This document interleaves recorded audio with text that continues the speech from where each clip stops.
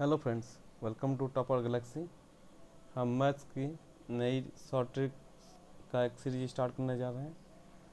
ये short tricks जो हैं आपको जितने भी कॉम्पिटिटिव एग्ज़ाम्स हैं, specially TGT, PGT, DSSB, MRS, CDS, NDS, NDA, इन सभी में आपको बहुत ही काम आएगी। आप नॉर्मल मेथड में करने जाएंगे तो आपको दिखेगा कि सेम क्वेश्चन को करने में कम से कम 3 या 4 मिनट आप लगाएंगे, और अगर हमें शॉर्ट ट्रिक मालूम है तो कुछ टाइम हम बचा सकते हैं, खासकर कुछ क्वेश्चंस में। तो आइए स्टार्ट करते हैं। जो हमने पहला चैप्टर लिया है वो है आपका बाइनोमियल थ्योरम। तो स्टार्ट करते हैं। जो फर्स्ट क्वेश्चन देखेंगे, इस तरह का क्वेश्चन है आपके पास कि if the coefficients of t r plus one, t r plus two in terms of 1 + x⁴ are in A P, यानी ये जो हमारे पास एक दे रखा है, इसके जो टर्म्स है टी आर प्लस वन और टी आर प्लस टू, वो किस में है? ए पी में है। देन आर की वैल्यू हमें फाइंड करनी है। हमारे पास 4 ऑप्शन है। अगर हम इसका सॉल्यूशन देखें तो कुछ खास इतना लंबा चौड़ा है। अब इसको अगर हम करने जाए तो आप देख सकते हो, इसमें हमने ए पी लगाया है कि ए पी का जो होता है वो वाला लगा है, यानी बाइनोमियल प्लस ए पी दोनों का कंसेप्ट लगा के इसको हमने किया है। लेकिन सेम क्वेश्चन को अगर हम देखें तो अगर हमारे पास एक छोटा सा फार्मूला याद है, जो शॉर्ट ट्रिक्स के को बोल सकते हैं उसको, तो हम इसको बहुत आसानी से कर सकते हैं। तो आइए जानते हैं क्या शॉर्ट ट्रिक होता है। तो आर निकालने के लिए जो फार्मूला होता है आपके पास, लिखते हैं r equal to n plus minus under root n upon 2/2। ये अगर आपको फार्मूला याद है, ठीक है, तो आप इसकी मदद से तुरंत निकाल सकते हैं। जैसे अब यहाँ पे n क्या है, तो n जो हमारे पास हाईएस्ट नंबर दे रखा है, इसका जो पावर दे रखा है 14। तो चलिए निकाल के देखते हैं इसमें। तो r इक्वल टू लिखेंगे 14 प्लस माइनस अंडर रूट 14 + 2/2। और हम देख सकते हैं कि 14 प्लस माइनस और 14 + 2 करेंगे तो 16 होगा, और 16 का रूट लेंगे तो हमारे पास 4 आएगा अपॉन 2। एक बार प्लस लेंगे तो ये 14 + 4 यानी 18/2, यानी यहाँ से एक 9 आएगा आंसर। अगर माइनस लेंगे तो 14 - 4 यानी 10/2, यानी यहाँ से आंसर 5 आएगा। तो 9 और 5। तो इसमें जब ऑप्शन देखेंगे तो हमारे पास 6, 7, 8, 9, ऑप्शन 9 है। तो ये है। तो अगर आपको ये फार्मूला याद है तो इतना भी लिखने की ज़रूरत नहीं है, सीधे 14 रखो। तो 14 रखा हमने, प्लस माइनस 14 + 2, ये आपका आसानी से जब ऐसा दे रखा होगा तो ये ज़रूर स्क्वायर रूट इसका हमारे पास आएगा, और उसको आराम से कर सकते हैं हम। चलिए नेक्स्ट देखते हैं इसी पे। अब देखिए, अगर इसको देखें नेक्स्ट क्वेश्चन को, तो if the coefficient of rth r+1 and r+2 term of binomial expansion of 1 + y to power m are in A P, फिर से ये क्या दे रखा है हमारे पास, ए पी में दे रखा है। Then m and n satisfy the equation. अब आपके पास ये 4 इक्वेशन है, इसमें से कौन सी वैल्यू m और n की सेटिस्फाई करेगी। तो फिर से हम देखें तो ये आपका सॉल्यूशन है। आप अगर ये शॉर्ट ट्रिक नहीं जानते तो इतना लंबा चौड़ा करने जाएंगे और इतना करेंगे। फिर आते हैं हम अपने ट्रिक पे। तो हमने अभी देखा था कि r इक्वल टू जो लिखा था, r इक्वल टू लिखा था, अब जो पावर था उसको, यानी वो उस समय n था, यहाँ पे m दे रखा, तो m के टर्म लिख लेते हैं। तो m plus minus under root m + 2/2। अब सिंपल सी बात है, 2 इधर मल्टीप्लाई होगा तो ये 2r हो गया, और इधर से m इधर लेके आएंगे तो 2r - m equal to plus minus under root m + 2। दोनों तरफ स्क्वायर कर देते हैं स्क्वायर रूट हटाने के लिए, तो हमारे पास बचेगा 2r - m का स्क्वायर, और ये बचेगा इधर m + 2। अब इधर देखोगे तो आपका ये थोड़ा ओपन करके लिखा है, तो ओपन कर लेते हैं इसको। तो ओपन करेंगे हम, तो ये हमारे पास आएगा 2r² plus m² minus 4mr equal to m+2। इसको ही जब हम रीअरेंज करते हैं तो हमारे पास क्या मिलेगा, सबको एक साइड लेके आते हैं, तो शुरू में m² लिखा है तो m² लिख लेते हैं, ठीक है। अब देखेंगे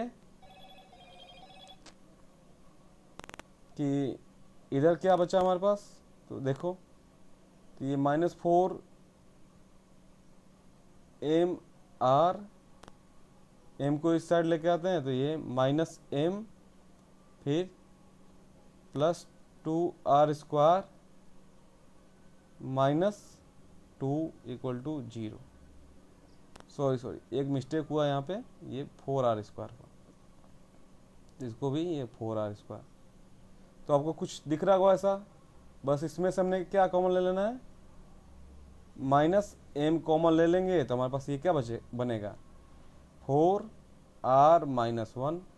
बाकी चीज़ें तो आपकी यही है, 4r² -2 है इक्वल टू 0, और इधर m² था। तो ऐसा ऑप्शन दिखेगा आपको पास, देखिए m² - m into 4r+1 4r² -2, ठीक है। तो हमारा ए ऑप्शन सही हो गया, ठीक है। अब नेक्स्ट चलते हैं हम, फिर से सेम इसका ऐसा ही एक एग्जाम्पल है कि if in the expression of 1 + y⁴n the coefficient of 5th 6th and 7th term are in AP then n equal to. अब इस बार यहाँ पे हमें क्या पूछा है कि ये पावर कितना होगा।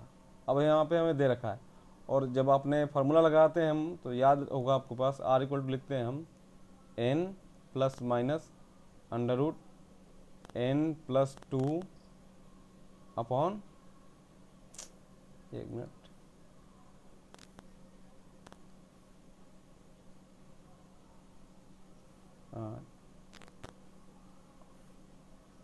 अपॉन 2।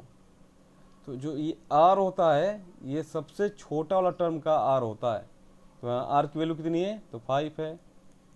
n की वैल्यू नहीं पता हमारे पास, n ± n+2 अपॉन 2 करेंगे तो ये 10 -n इक्वल टू √n+2। अब यहाँ से देखें तो अगर वैल्यू रख के देखें तो भी निकाल सकते हैं, या इसको स्क्वायर कर लेते हैं।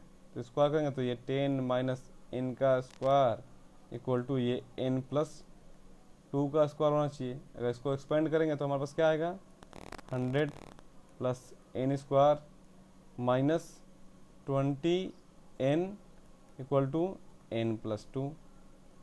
अब इसको हम अगर लिखें तो क्या लिख सकते हैं, n² माइनस इधर ये आएगा तो 21n, और ये इधर आएगा तो +98 इक्वल टू 0 हो जाएगा। अब इसको अगर तोड़े हम तो क्या तोड़ सकते हैं हम, कि इसको लिख सकते हैं n² -7n - 14n + 98 equal to 0। अब यहाँ से n की वैल्यू आप देख सकते हो कि n - 7 और -14 लेंगे तो ये n - 7, यानी अब आपको करना नहीं है, यहाँ से हम चेक कर सकते हैं कि n की वैल्यू 7 और n की वैल्यू 14 आने वाली, जो एक ही ऑप्शन है, ऑप्शन नंबर बी। तो ये सब यहाँ के बाद जितने भी कैलकुलेशन है आप चाहते तो वैल्यू पुट करके भी निकाल सकते थे कि ऐसी कौन सी वैल्यू है जो ये सेटिस्फाई कर रही है। यानी सिंपल सी बात है कि n की जगह पर क्या रखें, 10 माइनस जो n करेंगे वो इतना रूट में आना चाहिए। तो यहाँ से भी हम कर सकते थे, जैसे जैसे आप प्रैक्टिस करते जाओगे आपको ये चीज़ें आती जाएंगी। चलिए नेक्स्ट क्वेश्चन देखते हैं हम। अब ऐसा क्वेश्चन आ जाता है, अभी तक जो देख रहे थे हम AP में आ रहा था, अब पूछ रहा है फ्रैक्शन पार्ट ऑफ दिस, यानी 2 to power 4n/15। यानी ये ऐसा कुछ है 2⁴n/15 का फ्रैक्शनल पार्ट कितना होगा। तो फिर से आप देखोगे तो ये एप्लीकेशन ऑफ बाइनोमियल थ्योरम का है, लेकिन हम ज़्यादा डिटेल में नहीं जाते हैं। देखते हैं कि अगर n की वैल्यू रख के देखते हैं, अब हमारी मर्जी है n की वैल्यू 1 रखे, 2 रखे, 3 रखे, जहाँ सेटिस्फाई कर जाए। तो सबसे छोटा जो होता है n = 1 रख लेते हैं। तो n = 1 रखेंगे तो ये 2⁴ हो जाएगा और अपन 15। और 2⁴ हमें मालूम है कितना होता है, ये 16/15। तो हमारे पास बचेगा कितना, तो 1/15। अब देखो 1/15 होगा आपका आंसर। सॉल्यूशन आप देख सकते हो कि आप कैसे करना है। अब ये चीज़ें जो मैं बता रहा हूँ आपको, ये लिखने में आपको ज़रूर लग रहा है कि हाँ इतना लंबा चौड़ा लिख रहे हैं, लेकिन जब आप प्रैक्टिस कर लोगे तो बहुत आसान दिखेगा। नेक्स्ट क्वेश्चन देखते हैं हमारे पास। फिर से देखो कि एक नया क्वेश्चन है कि if the coefficient of 4 consecutive 4 लगातार terms in the expansion of 1 + x⁴n are, ये है हमारे पास ऐसा है a1 a2 a3 एंड ये a4।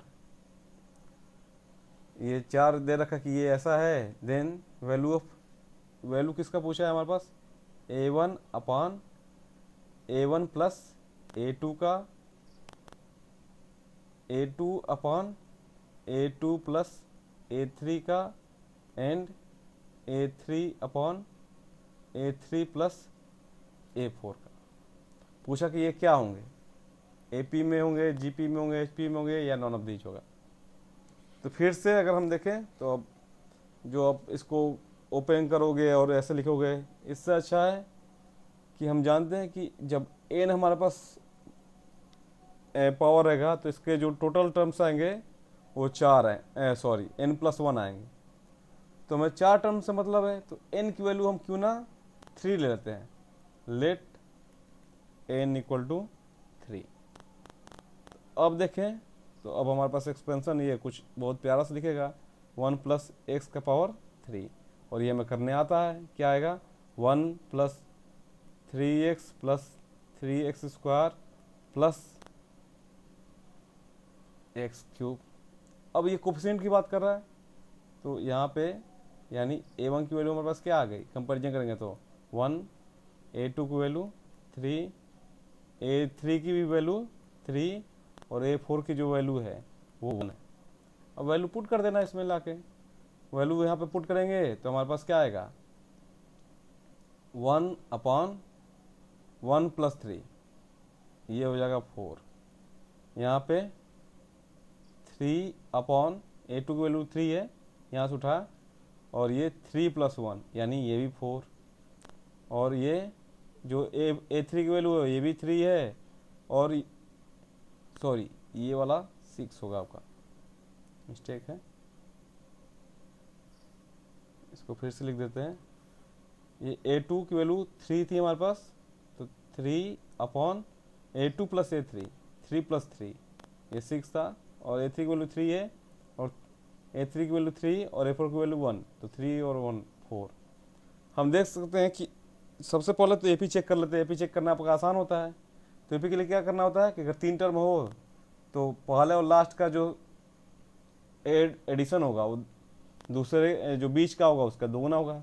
तो देख रहे हैं कि पहले और लास्ट का जो हमारे पास डिनोमिनेटर है वो 4 है, तो केवल न्यूमरेटर को जोड़ना है, तो 1 + 3 करेंगे तो 4 आ जाएगा, यानी 4/4 यानी 1 आएगा।